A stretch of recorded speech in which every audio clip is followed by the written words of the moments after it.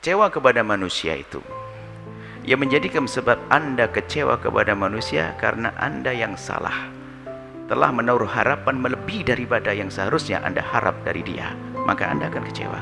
Karena Anda telah menaruh harapan yang lebih kepada seseorang, maka Anda bakal kecewa. Jadi kita kecewa itu karena salah kita kepada manusia. Anda berharap ingin diperlakukan begini terus, akhirnya dia tidak memberi. Kenapa Anda berharap besar kepada?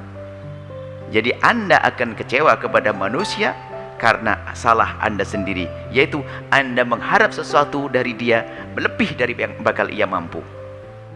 Baik, oke, ini makanya biasakan kita merem harap kepada seseorang. Harapan, kalau harapan berlebihan Anda akan kecewa nanti. Harap, wah, enggak dikasih. Saya pengen suami saya itu setiap hari senyum 4 kali, ternyata 2 kali. Anda juga marah nanti karena Anda berharap sesuatu. Jadi batasi harapan Anda kepada namanya manusia. Kemudian rumus hidup indah itu, jangan berpikir Anda mengambil kebaikan dari orang, itu salah besar. Akan tapi rumus keindahan yang sejati adalah berpikirlah Anda bagaimana berbuat baik kepada orang. Anda akan ketemu judulnya. Hidup itu memberi kebaikan, jangan Anda mengambil, itu egois. Sehingga hidup berumah tangga, berpikirlah Anda bagaimana Anda baik dengan suami. Jangan berpikir jangan berpikir bagaimana suamiku bisa baik kepadaku. Kita selalu egois, termasuk dalam urusan cinta. Indahnya hidup itu kan adalah bagaimana Anda menumbuhkan cinta di hatimu kepada suamimu. Jangan mikir bagaimana cinta suamiku padaku. Coba saja, seandainya suamimu sangat mencintaimu, tapi kalau kamu tidak cinta, kamu enek kan? Enek itu paham? Muak kan begitu. Ternyata semua dari kita. Kalau kita mencintai dia, dia nggak cinta, urusan dia yang capek. Saya mencintai Anda semuanya begini, enak. Anda mencintai enak. Makanya sakitnya hati itu di saat Anda sudah tidak punya cinta. Anda punya harapan tidak pada tempatnya. Berarti kita sendiri sebenarnya membuat kesusahan hidup itu. Nah, lalu bagaimana kisahnya? Anda perlu berbenah. Maksudnya pelan-pelan. Gampang kecewa, gampang tersinggung. Lah kok gampang tersinggung? Ada orang, subhanallah, Anda pernah melihat orang kuat dicaci maki, no problem.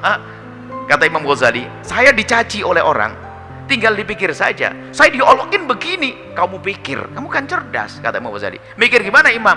Kamu dibilang apa? Kau begini-begini, tinggal kau tanya, kau begitu enggak? Enggak, ya sudah. Oh enggak kok kamu kepikiran, kok kamu pusing, kok kamu enggak kayak gitu kok. Iya. Kalau iya, ya sudah, apalagi kamu iya, ngapain pusing juga, memang kamu begitu kok. Nah, jadi begitu mudahnya kita.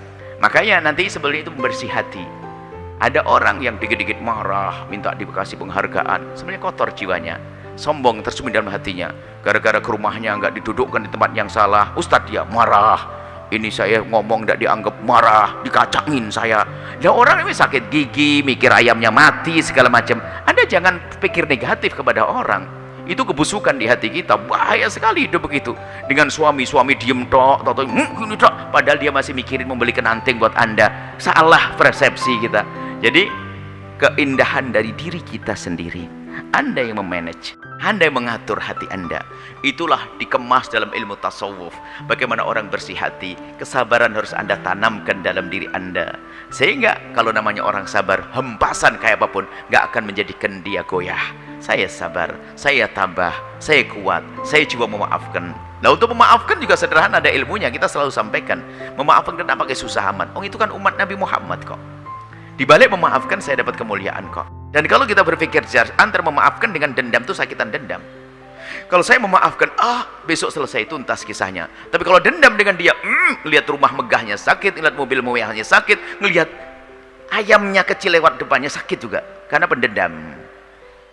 Nah, maka yang ditanyakan bagus sekali, itu peringatan buat semuanya. Memang kita sering seperti itu, hidup kita itu gampang tersinggung, gampang ini. Ustadz sama tuan rumahnya nggak dihormati, kursinya taruh di pinggir, saya ustadz taruh di belakang, kurang ngajar gitu.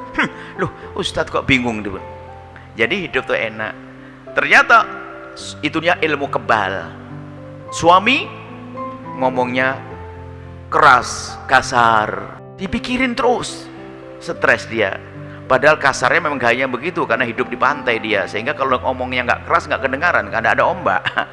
Jadi sebetulnya mudah ya. Namanya ilmu membersihkan hati. Silsilahnya adalah jangan dendam. Termasuk tahun ini kita tahun bebas dendam. Sehingga bagaimana menghilangkan dendam? Dengar ceramah-ceramah Buya tentang menghilangkan dendam, amarah. Kalau ada orang berbuat salah kepada kita, spontan kita doakan dengan doa kebaikan. Kalau kita merasa dendam, kasih hadiah dia, maka akan hilang. Kalau tidak hilang, saya ganti duitnya nanti. Anda marah sama seseorang, dendam sama orang, Anda kasih duit dianya, maka hilang dendam di hati Anda. Kalau nggak hilang, saya ganti duitnya. Anda ikhlas memberinya. Karena apa? Memberi itu menumbuhkan cinta di hati kita. Mungkin selama ini Anda menduga, yang mencintai yang diberi, kan begitu. Nabi tidak mengatakan begitu. Nabi mengatakan tahabu, saling mencintai. Jadi kalau kita memberi orang yang semula kita marah dengan dia, saya beri kepada dia, ternyata yang muncul benih cinta di hati saya. Indahnya memberi. Setelah tumbuh cinta di hati kita, semuanya jadi enak hidup ini.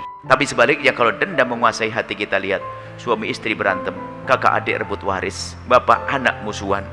Masya Allah, dengan saudara tidak akur. Nasib buruk orang punya hati kotor. Tapi kalau sudah hati bersih, seperti yang ditanyakan tadi, gimana caranya? Itu sisa panjang dalam ilmu tasawuf.